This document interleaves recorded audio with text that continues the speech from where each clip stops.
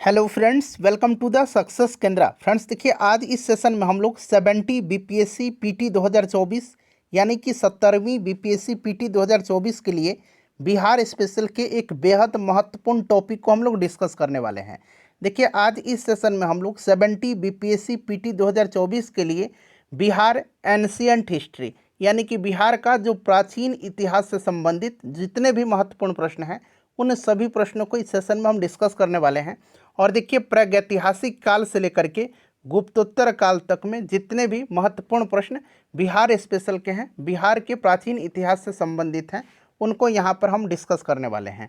इसी प्रकार से मैंने आपको यूरोपियों के आगमन से लेकर के भारत छोड़ो आंदोलन तक यानी जो बिहार का मॉडर्न हिस्ट्री है, modern history of Bihar for 70 BPSC PT 2024 के लिए मैंने आपको डिस्कस कराया हुआ है। अगर आपने नहीं देखा है तो देखिएगा, लिंक डिस्क्रिप्शन बॉक्स में मिलेगा।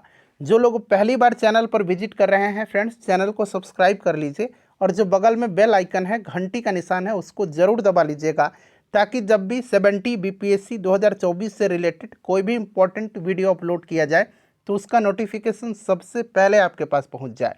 तो चलिए फ्रेंड्स, बिना देरी किए हुए सेशन आज का स्टार्ट करते हैं। एक बार सभी लोग फटाफट सेशन को लाइक कर दीजिए और जब इसको कंप्लीट देख लीजिएगा, पूरा देख लीजिएगा, तो इसे कम से कम एक ग्रुप में फ्रेंड्स अवश्य ही शेयर कर दीजिएगा।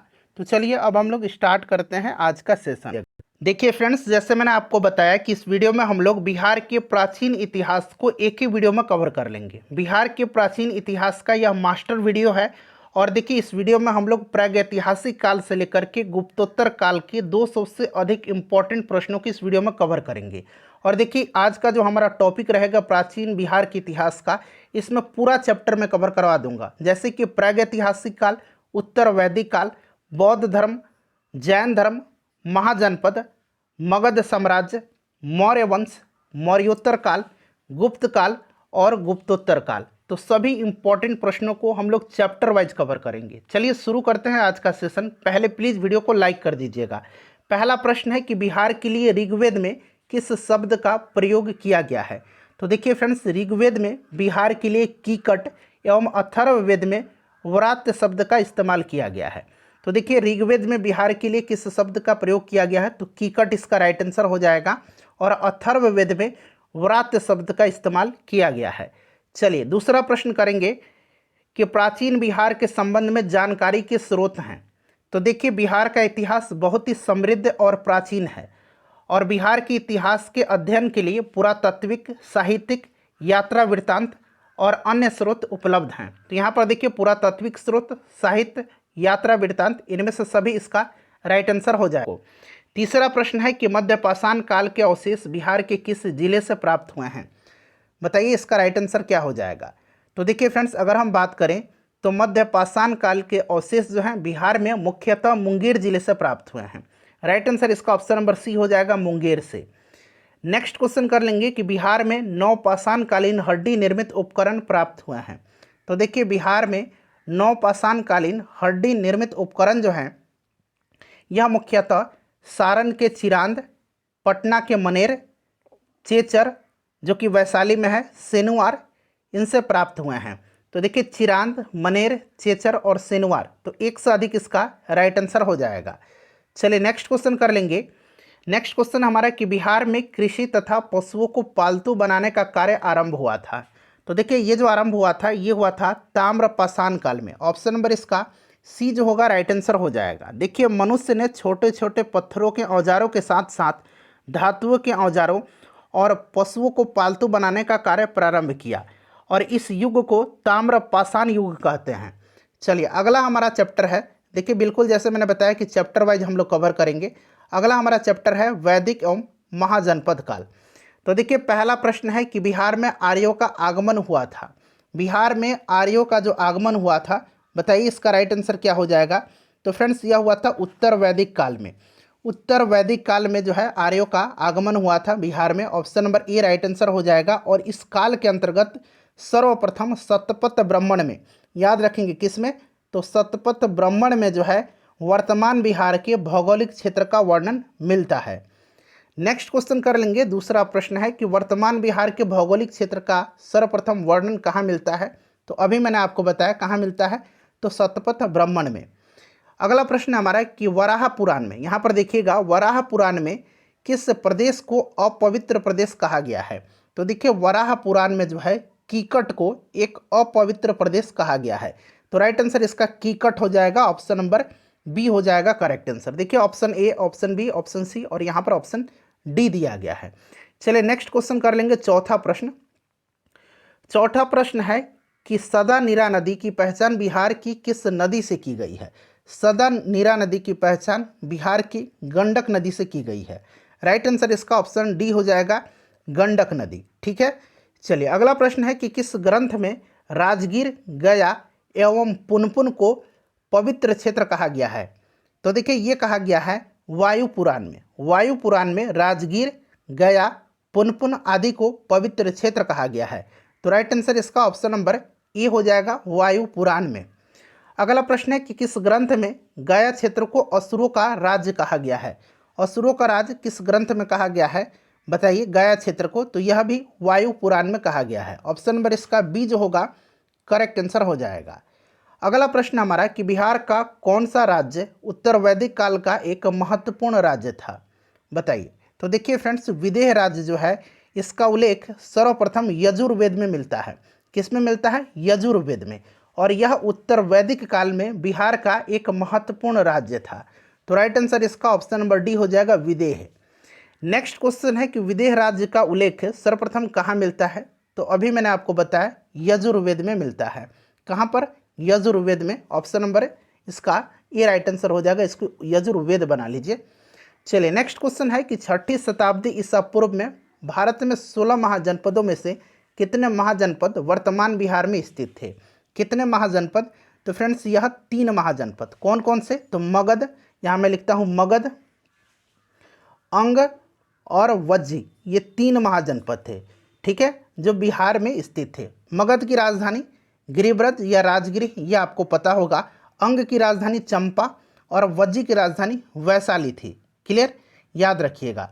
ये 3 महाजनपद जो हैं ये बिहार में स्थित महाजनपद थे। चलिए नेक्स्ट क्वेश्चन है, तो राइट आंसर 3 हो जाएगा इसका। उसके बाद देखिएगा कि बिहार के किस क्षेत्र में अंग महाजनपद स्थित था। यहाँ पर देखिए अंग महाजनपद पूछा गया है। तो बताइए राइट आंसर इसका क्या हो जाएगा। तो देखिए अगर हम बात करें तो अभी मैंने आपको बताया अंग की राजधानी चंपा थी। पुराणों में तथा महाभारत में चंपा का पुराना नाम मालिनी था। क्या था? मालिनी था। इसको भी आप ध्यान रखिएगा। भागलपुर एवं मुंगेर के आसपास के क्षेत्र जो था ये अंग महाजनपद वहाँ पर स्थित था। तो राइट आंसर इसका देखिए राइट आंसर भागलपुर और मुंगेर, यानी कि ऑप्शन नंबर बी इसका राइट आंसर हो जाएगा। और अंग राज्य का सर्वप्रथम उल्लेख अथर्ववेद में मिलता है। कहाँ पर मिलता है? अंग राज्य का सर्वप्रथम उल्लेख अथर्ववेद में मिलता है।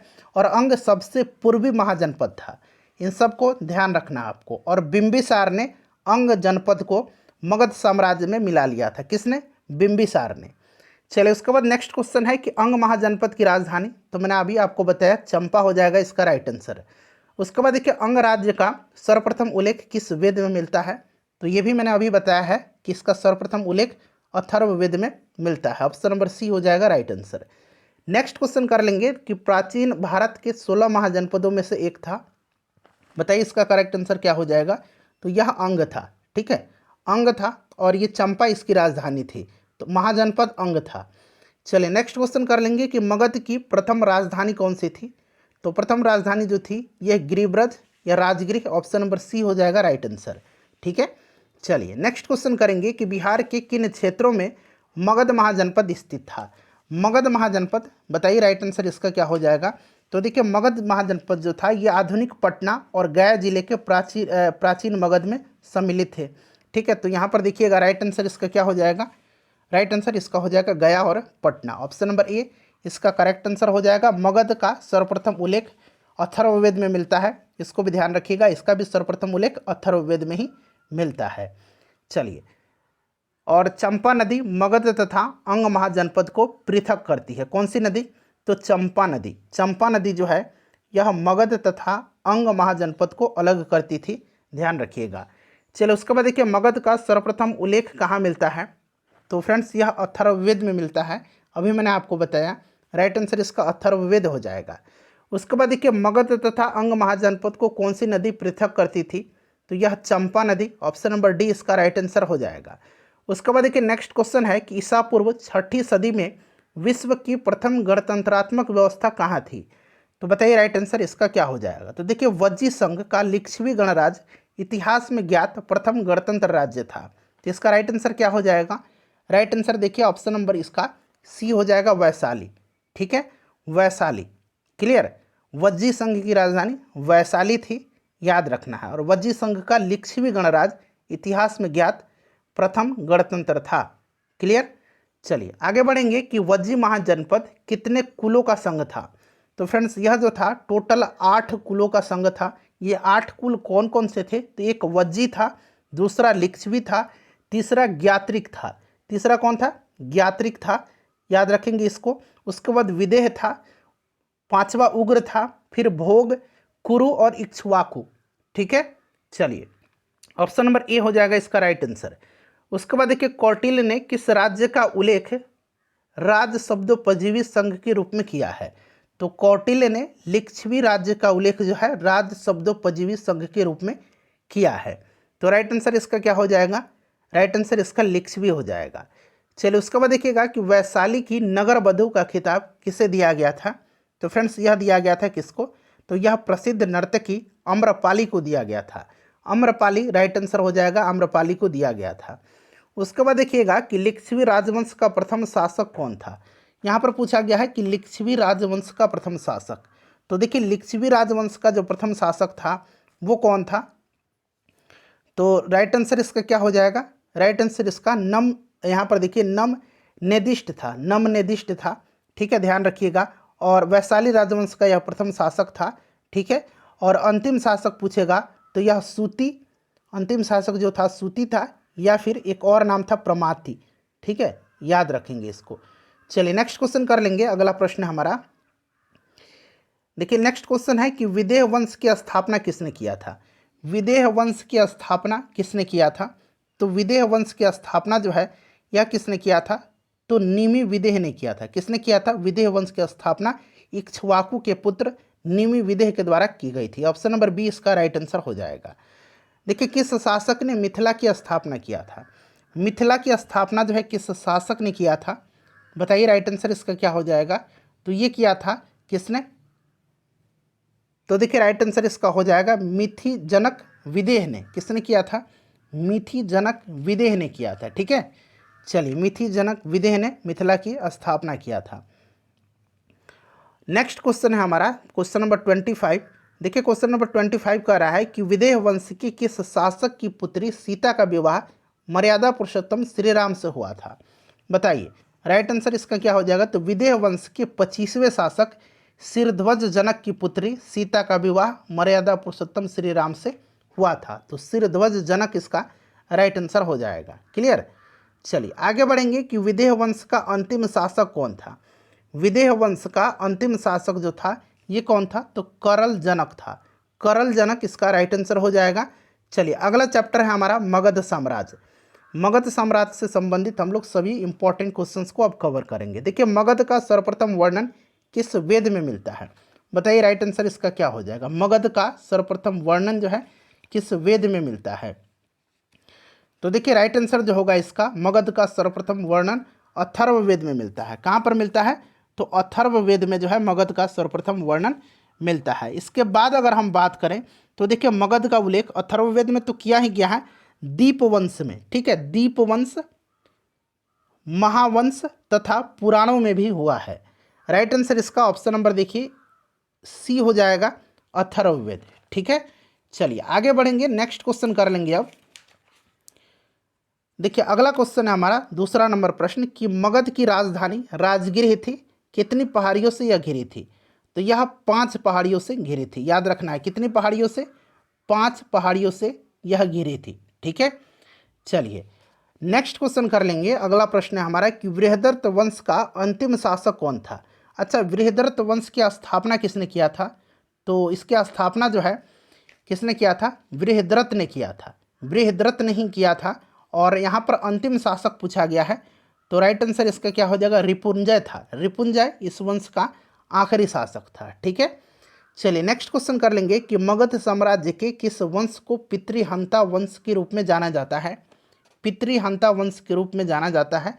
तो यह जो वंश है यह हर्यंक वंश है। ठीक है, हर्यंक वंश को पितृहंता वंश के रूप में भी जाना जाता है। उसके बाद देखिए हर्यंक वंश के निम्नलिखित शासक बुद्ध के समकालीन थे। तो बुद्ध के समकालीन जो थे ये बिंबिसार भी थे और अजात शत्रु भी थे।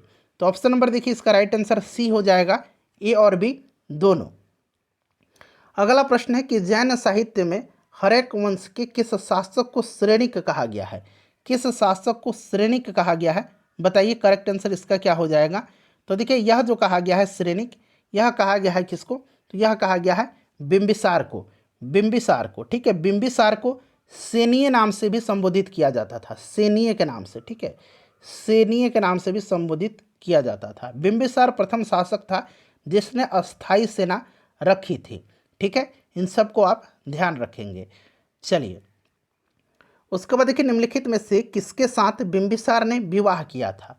बिंबिसार ने वैवाहिक संबंधों के द्वारा अपने वंश का विस्तार किया था और पहला विवाह लिच्छवी गणराज के शासक चेटक की बहन चेलेना से किया था। दूसरा विवाह कौशल नरेश प्रसेनजीत की बहन महाकोसला से किया था। ठीक है, और इसे दहेज में काशी प्राप्त हुआ था, काशी प्रांत। तीसरा विवाह जो है पंजाब की मद्र नरेश, पंजाब की राजकुमारी जो थी क्षेमा से विवाह किया था। तो इनमें से सभी इसका राइट आंसर हो जाएगा। उसके बाद देखिए प्रसिद्ध चिकित्सक जीवक किसके दरबार में सुशोभित था। जीवक जो थे यह बिंबिसार के राजवैद्य थे। ठीक है, यह बिंबिसार के राजवैद्य थे। तो राइट आंसर इसका ऑप्शन नंबर डी हो जाएगा, बिंबिसार। अगला प्रश्न है कि राजगृह नामक नवीन नगर की स्थापना किसने किया था। राजगृह नामक नवीन नगर की स्थापना जो है बिंबिसार ने किया था। किसने किया था, बिंबिसार ने किया था। और बिंबिसार ने ही सर्वप्रथम अपनी सेना में हाथियों का प्रयोग किया था। क्लियर, चलिए तो ये राइट आंसर बिंबिसार हो जाएगा। अस्थाई सेना रखने की परंपरा किस शासक ने शुरू की थी। तो अभी मैंने बताया था बिंबिसार ने ही वह प्रथम शासक था जिसने अस्थाई सेना रखी थी।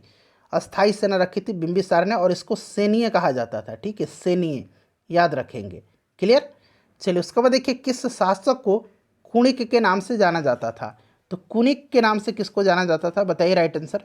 तो कुणिक के नाम से जाना जाता था किसको, तो बताइए करेक्ट आंसर इसका क्या हो जाएगा। तो देखिए इसका जो राइट आंसर हो जाएगा वो आपका हो जाएगा अजात शत्रु को। अजात शत्रु को कुणिक के नाम से भी जाना जाता था।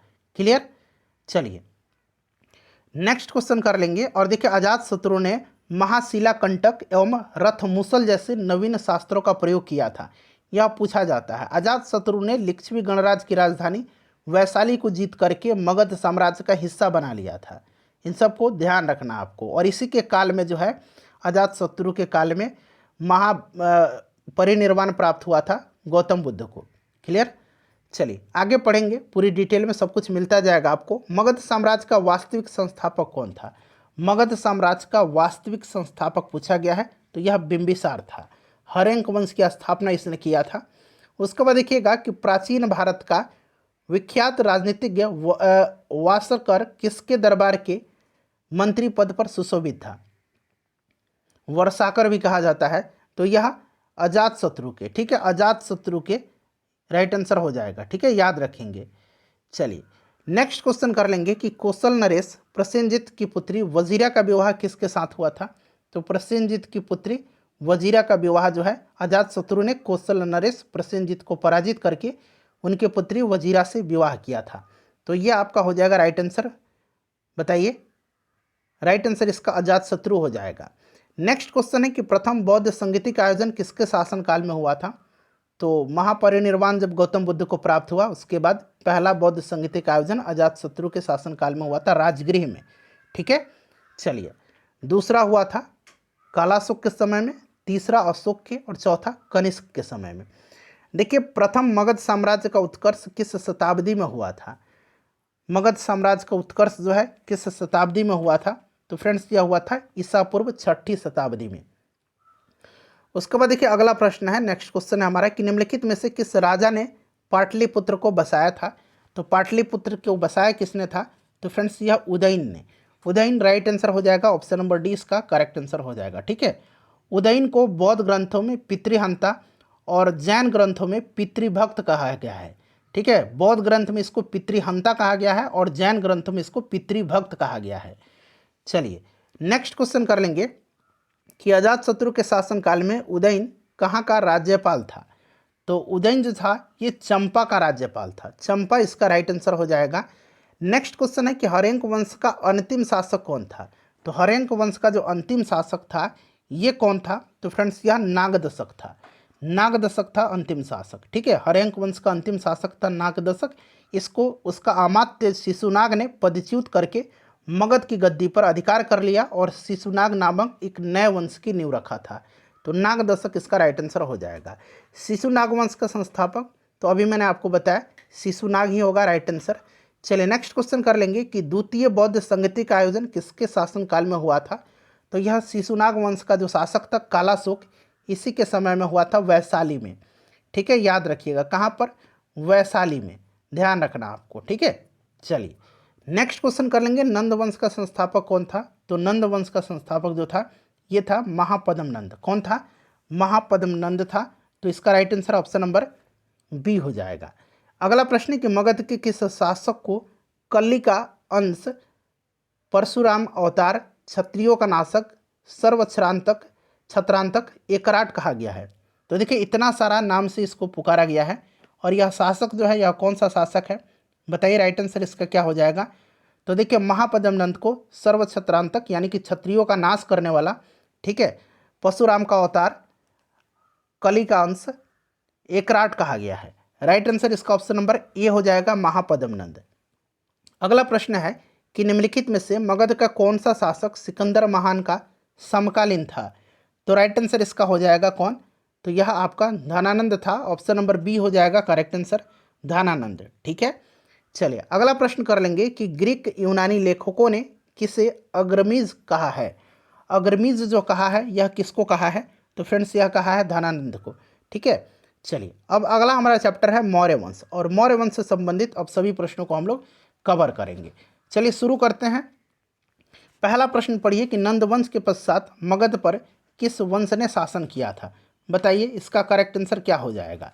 तो देखिए ये आपको पता है कि मौर्य वंश, ठीक है, चंद्रगुप्त मौर्य ने जो नंद वंश का आखिरी शासक था धनानंद, इसको पराजित करके मगध पर मौर्य वंश की स्थापना किया था। मौर्य वंश का संस्थापक कौन था। तो चंद्रगुप्त मौर्य था। ऑप्शन नंबर इसका बी हो जाएगा राइट आंसर, चंद्रगुप्त मौर्य। ठीक है, चलिए अगला प्रश्न है कि किस शासक को सैंड्रोकोटस एवं एंड्रोकोटस के नाम से जाना जाता है। तो देखिए फ्रेंड्स अगर हम बात करें तो स्ट्रैबो, यहाँ मैं लिखता हूँ स्ट्रैबो, ठीक है, स्ट्रैबो एवं जस्टिन के अनुसार अगर हम बात करें तो चंद्रगुप्त मौर्य को सैंड्रोकोटस और प्लूटार्क और एरियन के अनुसार इसको एंड्रोकोटस कहा गया है। तो ये चंद्रगुप्त मौर्य को कहा गया है। देखिए सैंड्रोकोटस की पहचान सर्वप्रथम चंद्रगुप्त मौर्य के रूप में किसने किया था। तो ये किसने किया था। तो फ्रेंड्स यह किया था कौन, बताइए राइट आंसर। राइट आंसर इसका हो जाएगा विलियम जोन्स ने। विलियम जोन्स ने जो है सर्वप्रथम सैंड्रोकोटस की पहचान किया था, चंद्रगुप्त मौर्य से किया था। ठीक है, चलिए अगला प्रश्न है कि 305 ईसा पूर्व चंद्रगुप्त मौर्य ने किसे पराजित करके उसकी पुत्री हेलन से विवाह किया था। तो यह किसकी पुत्री थी।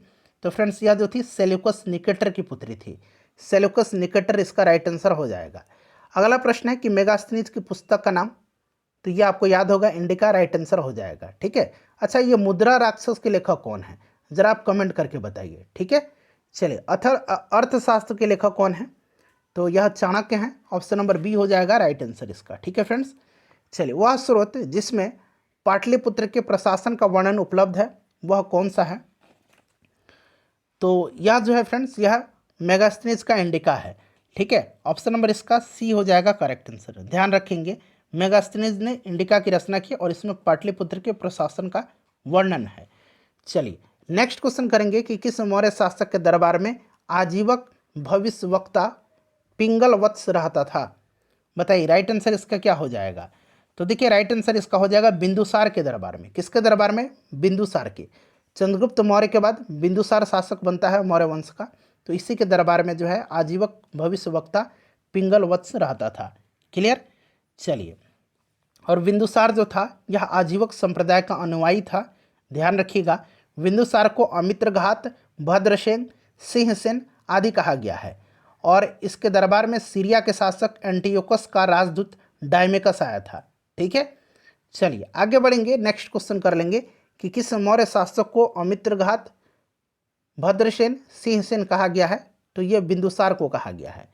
किस मौर्य शासक के दरबार में एंटियोकस का राजदूत डायमेकस आया था? तो यह बिंदुसार के दरबार में आया था। ऑप्शन नंबर बी हो जाएगा इसका करेक्ट आंसर है। उसके बाद देखिएगा कि सिंहली अनुश्रुतियों के अनुसार अशोक ने कितने भाइयों की हत्या करके राज सिंहासन प्राप्त किया था? तो अशोक ने 99 भाइयों की हत्या करके राज सिंहासन प्राप्त किया था। ठीक है, किसका अनुसार? तो सिंहली अनुश्रुतियों के अनुसार, ध्यान रखना आपको। ठीक है, चलिए, और सिंहासन प्राप्त होने पर 4 वर्ष उपरांत 269 ईसा पूर्व में राज्याभिषेक किसका हुआ है? चलिए नेक्स्ट क्वेश्चन कर लेंगे। और राज्याभिषेक के 10वें वर्ष उसने बोधगया की यात्रा किया था। इसको भी आप ध्यान रखिएगा। ठीक है, 10वें वर्ष इसने बोधगया की यात्रा किया था। अगला प्रश्न है कि अशोक राज्याभिषेक के किस वर्ष बोधगया की यात्रा किया था? तो अभी मैंने बताया था 10वें वर्ष। उसके बाद देखिएगा कि देवनाम प्रिय के नाम से किस शासक ने अपने को आपको संबोधित किया है? तो यह अशोक है। ऑप्शन नंबर डी हो जाएगा राइट आंसर। उसके बाद देखिए अशोक ने किससे दीक्षा प्राप्त कर बौद्ध धर्म स्वीकार किया था? बताइए राइट आंसर इसका क्या हो जाएगा? तो मोगलीपुत्र तीस से जो है अशोक ने दीक्षा प्राप्त करके बौद्ध धर्म स्वीकार किया था। तो इसका आंसर जो है ऑप्शन नंबर सी हो जाएगा। ठीक है, और बौद्ध ग्रंथों के अनुसार यहाँ पर देखिए अगला प्रश्न है कि बौद्ध ग्रंथों के अनुसार अशोक ने कितने स्तूपों का निर्माण करवाया था? बताइए राइट आंसर इसका। तो देखिए बौद्ध ग्रंथों के अनुसार 84,000, कितने? 84,000, याद रखना, 84,000 स्तूपों का निर्माण इसने करवाया था। क्लियर। चलिए आगे बढ़ेंगे, नेक्स्ट क्वेश्चन कर लेंगे अब। देखिए अगला प्रश्न है हमारा, तो 84,000 हो जाएगा। अशोक ने अपने साम्राज्य को कितने प्रांतों में विभक्त किया था? तो अशोक ने अपने साम्राज्य को 5 प्रांतों में विभक्त किया था। एक उत्तरापथ था, उत्तरापथ की राजधानी तक्षशिला थी। दक्षिणापथ था, इसकी राजधानी स्वर्णगिरी थी। एक अवंती था, उज्जैनी राजधानी थी। कलिंग था, तोसली राजधानी थी। और प्राची जो कि पाटलिपुत्र इसकी राजधानी थी। तो ये 5 प्रांत हो जाएगा। चलिए उसके बाद देखिएगा कि अशोक की राजधानी कहाँ थी? अशोक की राजधानी जो थी ये कहाँ थी? बताइए। अशोक की जो राजधानी थी ये पाटलिपुत्र थी। उसके बाद देखिए भारत में शिलालेख का प्रचलन सर्वप्रथम किस शासक ने किया था? तो यह शासक जो था यह कौन था? तो यह अशोक था। ठीक है, ऑप्शन नंबर ए इसका राइट आंसर हो जाएगा। चलिए, और अशोक ने अभिलेखों को 3 वर्गों में विभक्त किया है। क्लियर, शिलालेख, स्तंभलेख और गुहालेख, याद रखिएगा। चलिए, अशोक की बृहद शिलालेखों की संख्या पूछा गया है, कितनी है? तो बृहद शिलालेखों की संख्या जो है यह कितनी है? बताइए राइट आंसर इसका। तो देखिए बृहद शिलालेखों की जो संख्या है यह है आपका 14। ठीक है, ऑप्शन नंबर इसका सी राइट आंसर हो जाएगा, 14 है। नेक्स्ट क्वेश्चन कर लेंगे कि मानसहरा शिलालेख की लिपि क्या है? मानसहरा शिलालेख की लिपि क्या है? बताइए। तो देखिए इसकी जो लिपि है यह खरोष्टी है। खरोष्टी है, ध्यान रखिएगा, मानसहरा। और यह कहाँ पर है? तो पाकिस्तान। तो राइट आंसर इसका हो जाएगा, बताइए, खरोष्टी इसका करेक्ट आंसर हो जाएगा, ऑप्शन नंबर ए। ठीक है, चलिए नेक्स्ट क्वेश्चन कर लेंगे कि बिहार के किस स्थान से अशोक के लघु शिलालेख प्राप्त हुए हैं? लघु शिलालेख जो है यह किस स्थान से प्राप्त हुआ है? बताइए करेक्ट आंसर इसका। तो देखिए इसका जो करेक्ट आंसर हो जाएगा फ्रेंड्स वह सासाराम हो जाएगा। सासाराम से लघु शिलालेख प्राप्त हुआ है। ठीक है, चलिए अगला प्रश्न है कि बराबर की गुफाएं हैं इसका उपयोग किसने आश्रय गृह के रूप में किया है? तो यह किया आजीविकों ने। ठीक है, आजीविकों ने, और इसका निर्माण अशोक ने करवाया था। तो राइट आंसर इसका आजीवक हो जाएगा। अगला प्रश्न है कि अशोक के लघु स्तंभलेख निम्नलिखित में से किस स्थान से प्राप्त हुए हैं? लघु स्तंभलेख पूछा गया है, बताइए राइट आंसर इसका क्या हो जाएगा? तो लघु स्तंभलेख जो है यह कहाँ से प्राप्त हुआ है? तो फ्रेंड्स यह जो प्राप्त हुआ है यह प्राप्त हुआ है कौशाम्बी, सारनाथ, रुमिनदेई, इन सब से। ठीक है, ऑप्शन नंबर डी इसका राइट आंसर हो जाएगा। चलिए आगे बढ़ेंगे, नेक्स्ट क्वेश्चन कर लेंगे कि अर्थशास्त्र में वर्णित सप्तांग सिद्धांत में शामिल है। सप्तांग सिद्धांत बताइए। तो सप्तांग सिद्धांत में क्या क्या शामिल है, तो देखिए इसमें राजा, अमात्य, जनपद, दुर्ग, कोष, सेना और मित्र शामिल है।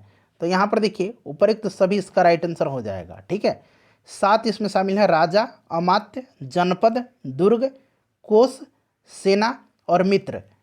चलिए, अर्थशास्त्र के अनुसार मौर्य काल में उच्च अधिकारी कहलाते थे, तो इसको क्या कहा जाता था, तो इसको तीर्थ कहा जाता था, तीर्थ कहलाते थे। ठीक है, और अर्थशास्त्र में 18 तीर्थों और 26 अध्यक्षों की चर्चा मिलती है। 26 अध्यक्ष और 18 तीर्थ, इनकी चर्चा मिलती है। उसके बाद देखिए अर्थशास्त्र में देखिए आ गया, अभी मैंने इसी को कराया है, 18 तीर्थ और 26 अध्यक्ष। तो 18 और 26 देखिए ऑप्शन नंबर सी में दिया गया है। किसने चतुरंग बल को सेना का प्रमुख अंग बताया है, तो चाणक्य ने चतुरंग बल, जिसमें कि पैदल सैनिक, घुड़सवार, हाथी और युद्ध रथ जो है इसमें शामिल है, इसको सेना का प्रमुख अंग बताया है। और चाणक्य ने सेना को 3 भागों में विभाजित किया है, पुश्तैनी सेना, भाटक सेना, भाटक सेना, भाटक, यहाँ मैं लिखता हूँ भाटक, पुश्तैनी सेना और नगर पालिका सेना। चलिए नेक्स्ट क्वेश्चन कर लेंगे, तो राइट आंसर इसका क्या हो जाएगा, चाणक्य हो जाएगा। उसके बाद देखिए किसने चंद्रगुप्त मौर्य की सेना को डाकुओं का गिरोह कहा है, डाकुओं का गिरोह कहा है जस्टिन ने। किसने कहा है, जस्टिन ने कहा है। अगला प्रश्न है कि अर्थशास्त्र में निम्नलिखित न्यायालयों की चर्चा की गई है, बताइए तो कौन सा न्यायालय है। तो देखिए इसमें 2 प्रकार की न्यायालय की चर्चा की गई है, एक धर्मस्थलीय है, धर्मस्थीय, और एक कंटक शोधन है। तो कंटक शोधन और धर्मस्थीय, तो ये दोनों की चर्चा की गई है। धर्मस्थीय जो था ये दीवानी न्यायालय था, किस प्रकार का, दीवानी न्यायालय था। और यह कंटक शोधन जो था ये फौजदारी न्यायालय था। ठीक है, चलिए अगला प्रश्न है कि धर्मस्थीय न्यायालय किस प्रकार का न्यायालय था, तो अभी मैंने आपको बताया कि यह दीवानी न्यायालय था। और मौर्य काल में गुप्तचरों को क्या कहा जाता था, तो गुप्तचरों को जो है गुड पुरुष कहा जाता था, गुड पुरुष। ठीक है, गुड पुरुष कहा जाता था इनको।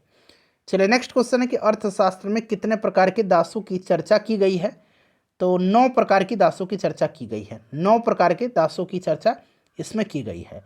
अगला प्रश्न है कि मौर्य काल में वेश्यावृत्ति करने वाली स्त्रियों को क्या कहा जाता था, तो इनको क्या कहा जाता था, इनको कहा जाता था रूप जीवा।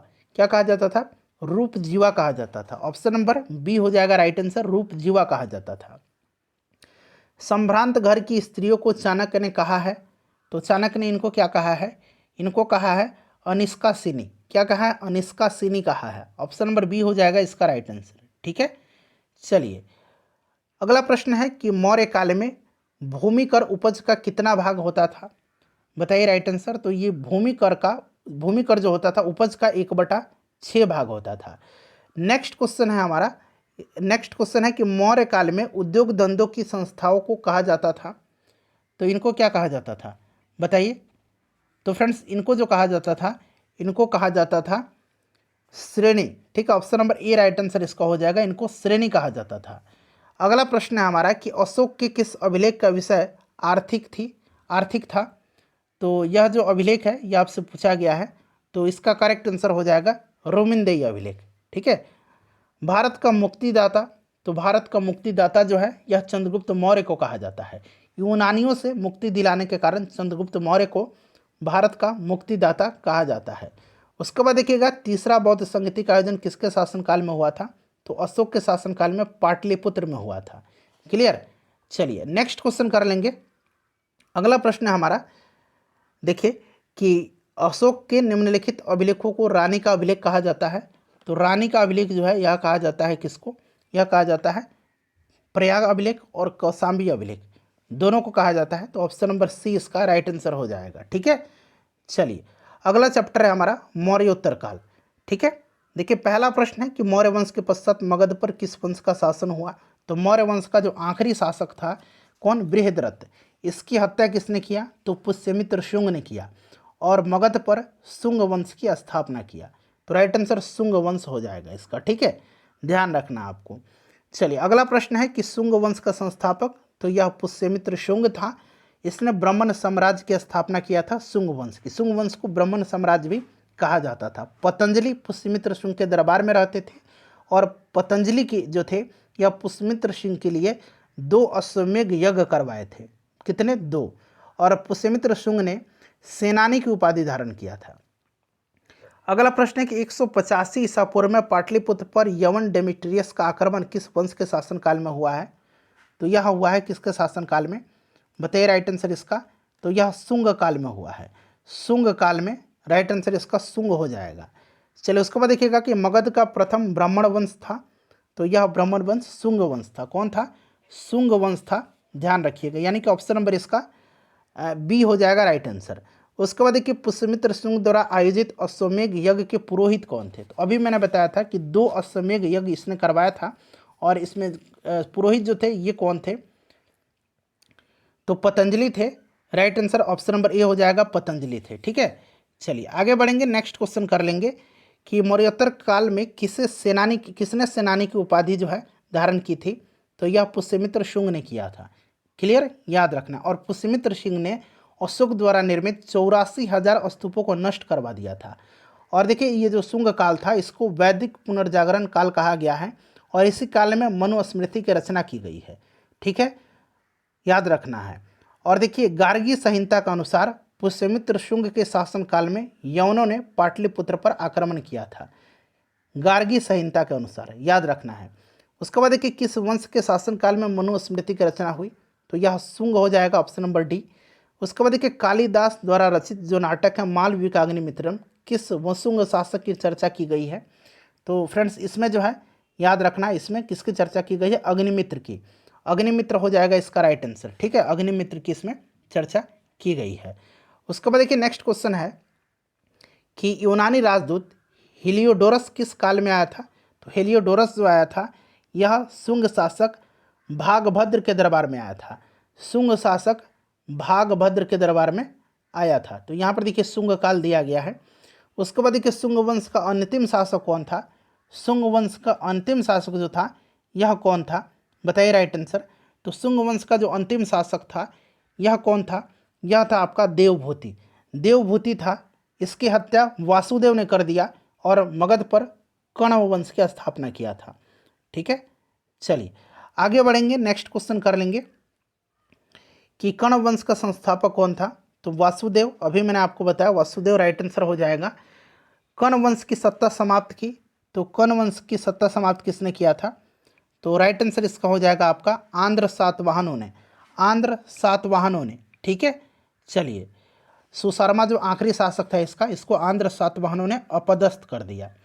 अगला क्वेश्चन है कि कण्व वंश की राजधानी कहाँ थी? तो कण्व वंश की जो राजधानी थी ये कहाँ पर थी? तो देखिए इसकी राजधानी जो थी ये पाटलिपुत्र थी। ठीक है, option number A right answer हो जाएगा। और कण्व वंश का जो साम्राज्य था ये केवल पाटलिपुत्र तक सीमित हो गया था। चलिए नेक्स्ट क्वेश्चन है कि कण्व वंश का अंतिम शासक कौन था? तो अभी मैंने आपको बताया सुशर्मा था, ऑप्शन नंबर सी हो जाएगा राइट आंसर। ठीक है, चलिए नेक्स्ट क्वेश्चन है कि कनिष्क ने पाटलिपुत्र के किस बौद्ध विद्वान को अपने दरबार में प्रश्रय दिया था? तो यह कौन थे? तो फ्रेंड्स यह जो थे यह अश्वघोष थे। ठीक है, अश्वघोष थे, याद रखना है। चलिए आगे बढ़ेंगे। नेक्स्ट क्वेश्चन कर लेंगे गुप्त काल, और नेक्स्ट चैप्टर जो होगा हमारा गुप्त काल है, और गुप्त काल से संबंधित सभी प्रश्नों को अब हम कवर करेंगे। देखिए पहला प्रश्न है कि गुप्त साम्राज्य का संस्थापक कौन था? गुप्त साम्राज्य का संस्थापक कौन था? बताइए राइट आंसर इसका क्या हो जाएगा। तो देखिए गुप्त साम्राज्य का संस्थापक जो था ये श्रीगुप्त था। कौन था? श्रीगुप्त था। ठीक है, ऑप्शन नंबर ए जो होगा इसका राइट आंसर हो जाएगा, श्रीगुप्त था, ध्यान रखना है। ठीक है, चलिए। और गुप्त काल को भारतीय इतिहास का स्वर्णिम युग माना जाता है। गुप्त वंश की जानकारी वायु पुराण से प्राप्त होती है। गुप्त काल की राजकीय भाषा संस्कृत थी। गुप्त काल की स्वर्ण मुद्रा को दिनार कहा जाता था। इन सभी को याद रखना है। मंदिरों का निर्माण कार्य गुप्त काल में ही प्रारंभ हुआ था। गुप्त साम्राज्य में ब्राह्मणों को कर मुक्त कृषि भूमि दी जाती थी। सब आगे मिलेगा। ठीक है, गुप्त काल की राजकीय भाषा क्या थी? तो अभी मैंने आपको बताया संस्कृत थी। चलिए नेक्स्ट क्वेश्चन है पंचतंत्र की रचना किसने किया था? तो पंचतंत्र की रचना किया था विष्णु शर्मा ने। गुप्त काल में ही विष्णु शर्मा ने पंचतंत्र की रचना किया था। ठीक है, तो विष्णु शर्मा हो जाएगा। अगला प्रश्न है नेक्स्ट क्वेश्चन देखिए, गुप्त साम्राज्य में किसे करमुक्त कृषि भूमि दी जाती थी? तो यह ब्राह्मणों की दी जाती थी। ऑप्शन नंबर इसका डी हो जाएगा करेक्ट आंसर।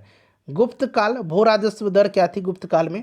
तो गुप्त काल में जो भू राजस्व दर थी यह उपज का 6ठा भाग था। उपज का छठा भाग था। अगला प्रश्न है कि पंच सिद्धांतिका के रचयिता कौन थे। अच्छा प्रश्न है। तो देखिए पंच सिद्धांतिका के रचयिता कौन थे, तो ये वराहमिहिर थे। कौन थे फ्रेंड्स, वराहमिहिर। गुप्त काल में ये रहते थे, ठीक है, वराहमिहिर। तो वराहमिहिर राइट आंसर हो जाएगा। उसके बाद देखिए चंद्रगुप्त प्रथम के पिता कौन थे, चंद्रगुप्त प्रथम, बताइए राइट आंसर इसका क्या हो जाएगा। तो देखिए इसका जो करेक्ट आंसर हो जाएगा वो आपका घटोत्कच हो जाएगा। ऑप्शन नंबर ए हो जाएगा करेक्ट आंसर। श्रीगुप्त के बाद घटोत्कच, उसके बाद चंद्रगुप्त प्रथम शासक बनता है, ठीक है। चलिए, और चंद्रगुप्त प्रथम ने ही सर्वप्रथम महाराजा धीराज की उपाधि धारण किया था। नेक्स्ट क्वेश्चन है हमारा कि गुप्त साम्राज्य के किस शासक ने सर्वप्रथम महाराजा धीराज की उपाधि धारण किया था। तो ये आपका चंद्रगुप्त प्रथम हो जाएगा। चलिए अगला प्रश्न देखिए। नेक्स्ट क्वेश्चन है हमारा कि गुप्त साम्राज्य के किस शासक ने लिच्छवी राजकुमारी कुमार देवी से विवाह किया था। तो यह कौन था, चंद्रगुप्त प्रथम था, ठीक है। कुमार देवी से विवाह कर वैशाली राज प्राप्त किया था, यह लिच्छवी राजकुमारी थी। तो यह चंद्रगुप्त प्रथम हो जाएगा। अगला प्रश्न है कि गुप्त काल में सर्वप्रथम किस शासक ने सोने के सिक्के जारी किए थे। तो सोने के सिक्के जो है सबसे पहले चंद्रगुप्त ने जारी किया था, ठीक है। गुप्त काल में पहला सिक्का चंद्रगुप्त प्रथम ने ही सोने का सिक्का चलाया था। और इन स्वर्ण सिक्कों पर एक तरफ चंद्रगुप्त और कुमार देवी का और दूसरी तरफ लक्ष्मी की आकृति उत्कीर्ण किया गया था, ठीक है। तो राइट आंसर चंद्रगुप्त प्रथम हो जाएगा। उसके बाद देखिए गुप्त साम्राज्य की राजधानी कहाँ थी, गुप्त साम्राज्य की राजधानी कहाँ थी बताइए। तो राजधानी जो थी ये पाटलिपुत्र थी। कहाँ पर थी, पाटलिपुत्र थी। उसके बाद देखिए किस शासक ने स्वयं को लिच्छवी दौहित्र कहा है। लिच्छवी दौहित्र जो है ये किसने कहा है स्वयं को, तो यह कहा है किसने, बताइए राइट आंसर। तो यह समुद्रगुप्त है। समुद्रगुप्त लिच्छवी राजकुमारी कुमार देवी के गर्भ से जो है इसका जन्म हुआ था। तो ऑप्शन नंबर इसका ये होगा राइट आंसर, ठीक है। सॉरी 12 का जो करेक्ट आंसर हो जाएगा वो आपका समुद्रगुप्त हो जाएगा। उसके बाद देखिए समुद्रगुप्त की माता का नाम क्या था, तो कुमार देवी था। चलिए उसके बाद देखिएगा कि समुद्रगुप्त ने दक्षिणापथ अभियान में कितने राजाओं पर विजय प्राप्त किया था। बताइए राइट आंसर इसका क्या हो जाएगा। तो इसका जो करेक्ट आंसर हो जाएगा फ्रेंड्स वो आपका हो जाएगा कौन सा, करेक्ट आंसर इसका हो जाएगा ऑप्शन नंबर सी, ठीक है, 12 राजाओं पर। चलिए उसके बाद देखिएगा कि प्रयाग प्रशस्ति के रचयिता कौन थे। प्रयाग प्रशस्ति के रचयिता जो थे ये कौन थे, बताइए राइट आंसर इसका क्या हो जाएगा। तो ये हरिसेन थे। ऑप्शन नंबर बी हो जाएगा राइट आंसर, हरिसेन थे, ठीक है। चलिए इतिहासकार B.A. स्मिथ ने किसे भारत का नेपोलियन कहा है। भारत का नेपोलियन कहा जाता है समुद्रगुप्त को। समुद्रगुप्त को भारत का नेपोलियन कहा जाता है, ठीक है। चलिए आगे बढ़ेंगे। नेक्स्ट क्वेश्चन कर लेंगे कि समुद्रगुप्त ने किस नीति का अनुसरण किया। समुद्रगुप्त ने किस नीति का अनुसरण किया बताइए। तो देखिए इसका जो सही आंसर हो जाएगा वो आपका हो जाएगा उपरिक्त सभी, ग्रहण, मोक्ष और अनुग्रह। नेक्स्ट क्वेश्चन है गुप्त साम्राज्य के किस शासक ने सर्वप्रथम विक्रमादित्य की उपाधि धारण किया था। विक्रमादित्य की उपाधि जो है सबसे पहले किसने धारण किया था। तो फ्रेंड्स यह धारण किया था चंद्रगुप्त द्वितीय। इसको चंद्रगुप्त विक्रमादित्य के नाम से जाना जाता है। उसके बाद देखिए किस शासक के शासनकाल को कला साहित्य का स्वर्ण युग के रूप में जाना जाता है। बताइए करेक्ट आंसर इसका क्या हो जाएगा। तो इसका जो करेक्ट आंसर हो जाएगा वो चंद्रगुप्त द्वितीय का, ठीक है। कालिदास इसी के दरबार में रहते थे। कालिदास किस शासक के दरबारी कवि थे, चंद्रगुप्त द्वितीय यानी चंद्रगुप्त विक्रमादित्य के। चीनी यात्री फाहियान किसके शासनकाल में भारत आया था। तो चंद्रगुप्त द्वितीय के शासनकाल में। उसके बाद देखिए बोध गया के महाबोधि मंदिर की स्थापना हुई थी। तो महाबोधि मंदिर की स्थापना जो हुई थी ये हुई थी गुप्त काल में, ठीक है। चलिए आगे बढ़ेंगे। नेक्स्ट क्वेश्चन कर लेंगे। अगला प्रश्न है कि गुप्त संवंत की शुरुआत जो है हुई थी। गुप्त संवंत की शुरुआत जो है कब हुई थी। गुप्त संवंत की शुरुआत 319 ईस्वी में हुआ था। किसने करवाया था, तो चंद्रगुप्त प्रथम ने। चंद्रगुप्त प्रथम ने। ऑप्शन नंबर इसका हो जाएगा सी करेक्ट आंसर। चलिए आगे बढ़ेंगे। नेक्स्ट क्वेश्चन कर लेंगे कि नालंदा विश्वविद्यालय की स्थापना जो है किस युग में हुआ था। तो यह गुप्त काल में हुआ था। और किसने करवाया था इसकी स्थापना बताइए। तो इसकी स्थापना जो है करवाया था कुमारगुप्त ने। कुमारगुप्त प्रथम ने करवाया था, ठीक है। वहीं अगला प्रश्न है कि नालंदा विश्वविद्यालय का संस्थापक कुमारगुप्त प्रथम। उसके बाद देखिए गुप्त काल में एक सुंदर कार्तिकेय की मूर्ति किस जिले से प्राप्त हुई है।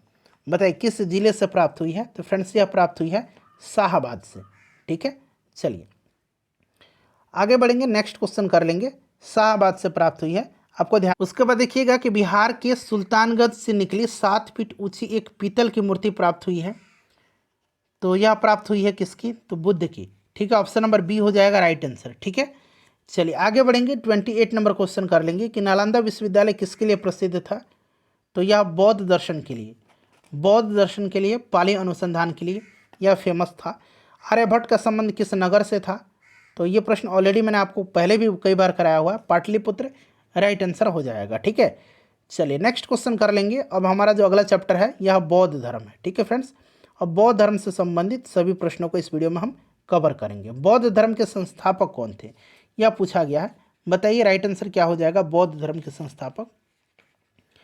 तो बौद्ध धर्म के संस्थापक ये आपको भी पता होगा कौन थे, तो गौतम बुद्ध थे। ठीक है, गौतम बुद्ध थे। गौतम बुद्ध को क्या कहा जाता है? लाइट ऑफ एशिया कहा जाता है, यानी कि एशिया का ज्योतिपुंज कहा जाता है, ध्यान रखिएगा। ठीक है, तो महात्मा बुद्ध हो जाएगा राइट आंसर। उसके बाद देखिए महात्मा बुद्ध के बचपन का नाम क्या था? तो महात्मा बुद्ध के बचपन का जो नाम था, इनका नाम क्या था बचपन का नाम? बताइए, इनका बचपन का जो नाम था फ्रेंड्स वो पूछा गया है। तो ये सिद्धार्थ इनके बचपन का नाम था। क्या था? सिद्धार्थ जो था इनके बचपन का नाम था इनका।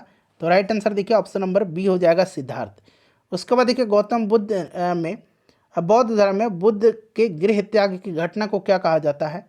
तो फ्रेंड्स इसको क्या कहा जाता है? इसको कहा जाता है महाविनिष्क्रमण। ठीक है, और पहला उपदेश दिया था इसको धर्मचक्र परिवर्तन कहा गया है, और इनकी जो मृत्यु हुई थी इसको महापरिनिर्वाण कहा गया है। गौतम बुद्ध को ज्ञान प्राप्त हुआ था, तो गौतम बुद्ध को कहाँ पर ज्ञान प्राप्त हुआ था? तो राइट आंसर बोधगया में हुआ था। तो ऑप्शन नंबर इसका देखिए डी हो जाएगा राइट आंसर। अगला प्रश्न है कि गौतम बुद्ध को किस नदी के किनारे ज्ञान की प्राप्ति हुई थी? तो यह नदी कौन सी थी? यह नदी निरंजना नदी थी। ठीक है, फल्गु नदी इसको कहा जाता है। गौतम बुद्ध किस वृक्ष के नीचे इनको ज्ञान प्राप्त हुई थी?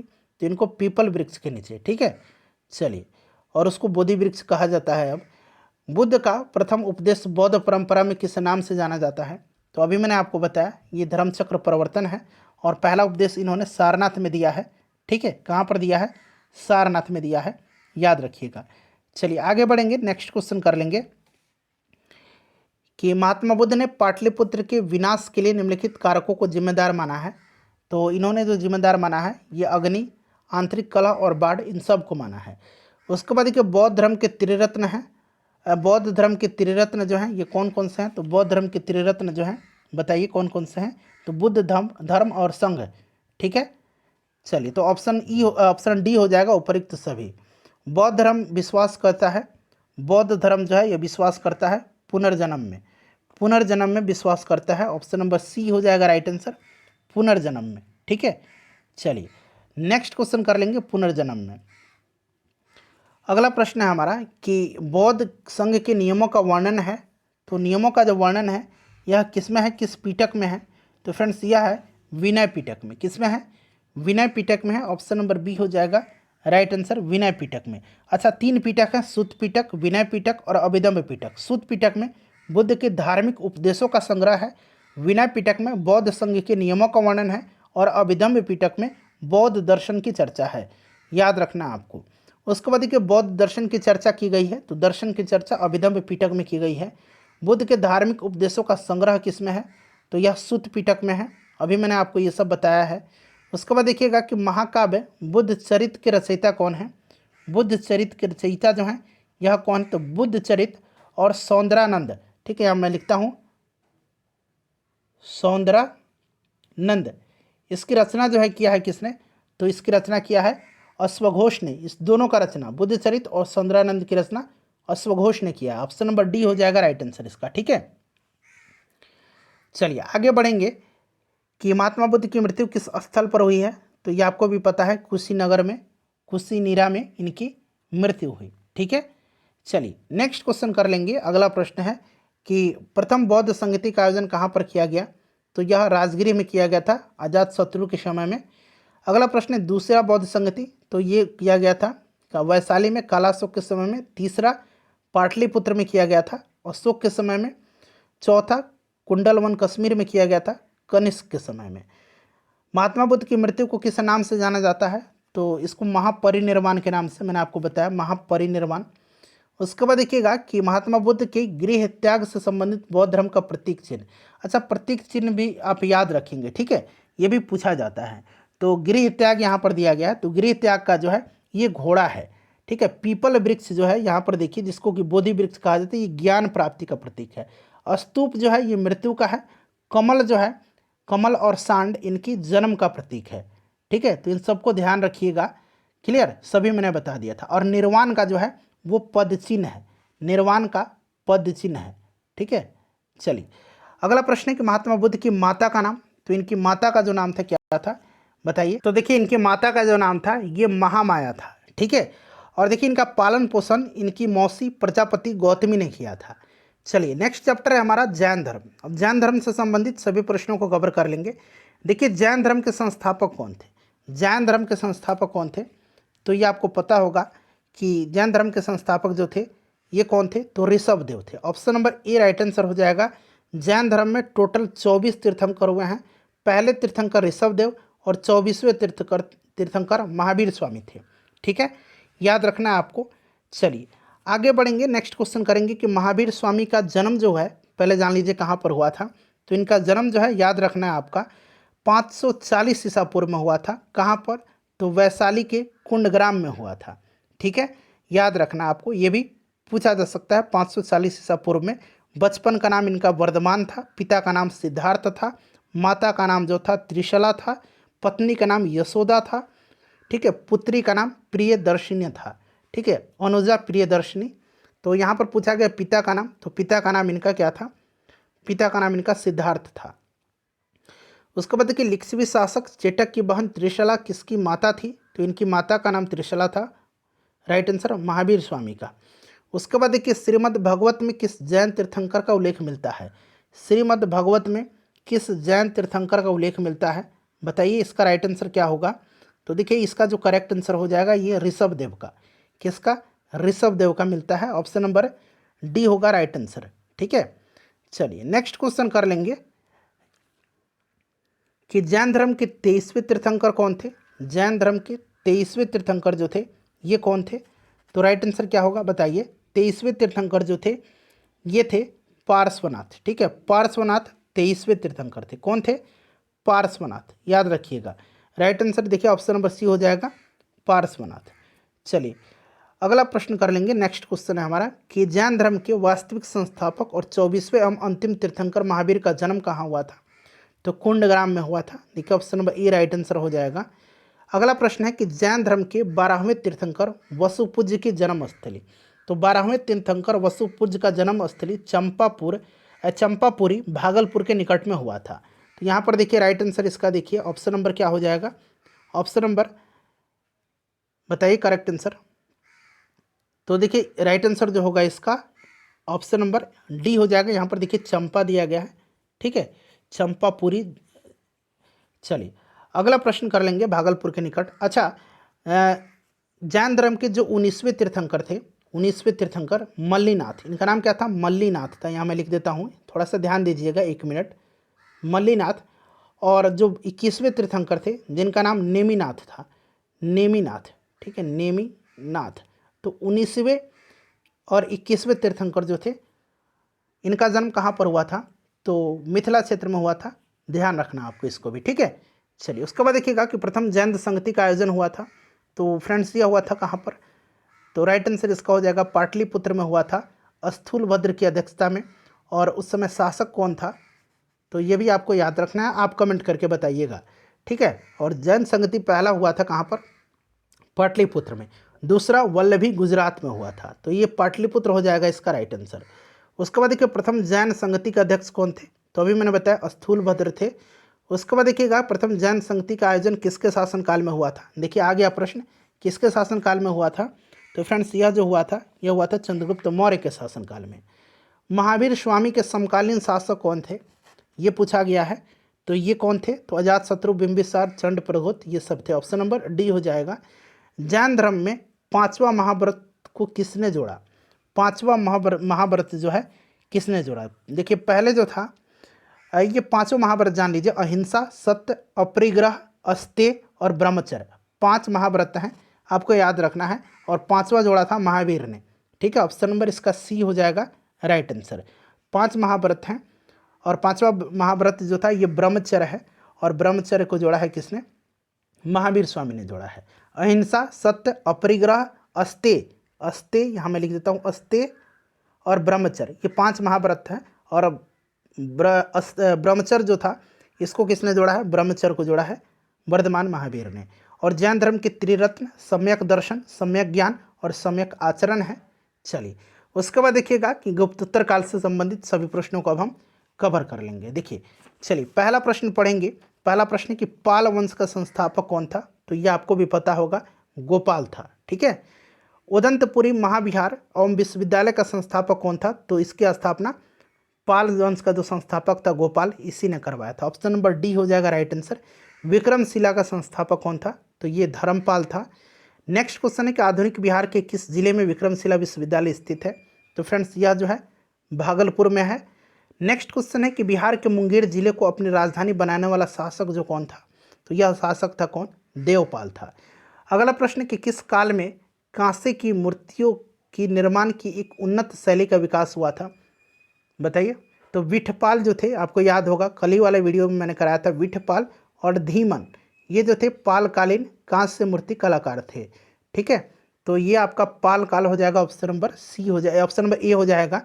उसके बाद देखिए पाल शासक अपना आदेश प्रसारित करते थे, तो ये करते थे पाटलिपुत्र से। उसके बाद देखिए पाल शासकों द्वारा बौद्ध धर्म के किस संप्रदाय को प्रोत्साहित किया गया? तो यह कौन सा था? यह था महायान का। पाल वंश के पतन के बाद किस वंश की स्थापना हुई थी? तो यह हुई थी सेन वंश की। ठीक है, सेन वंश की। चलिए सेन वंश का संस्थापक कौन था? तो यह शासक सामंत सेन था। गीत गोविंद के जो लेखक थे जयदेव, ये किस पालकालीन शासक के दरबारी थे? तो जयदेव जो रहते थे ये लक्ष्मण सेन के दरबार में रहते थे। अगला प्रश्न कि लक्ष्मण सेन अनुयायी थे? तो लक्ष्मण सेन जो थे ये विष्णु धर्म के अनुयायी थे। सेन वंश का अंतिम शासक कौन था? तो आखिरी शासक जो था ये लक्ष्मण सेन थे। अगला प्रश्न किस पाल शासक ने दान सागर और अद्भुत सागर नामक पुस्तकों की रचना की है? तो ये विजय सेन ने। ठीक है, चलिए आखिरी क्वेश्चन है हमारा आज के सेशन का। पूरा प्राचीन इतिहास मैंने बिहार का कवर करा दिया। किस शासक को पाल वंश का दूसरा संस्थापक कहा जाता है? इसका आंसर आप कमेंट करके बताइए। वीडियो को ज़्यादा से ज़्यादा शेयर करिएगा फ्रेंड्स, प्लीज़ लाइक कर दीजिए।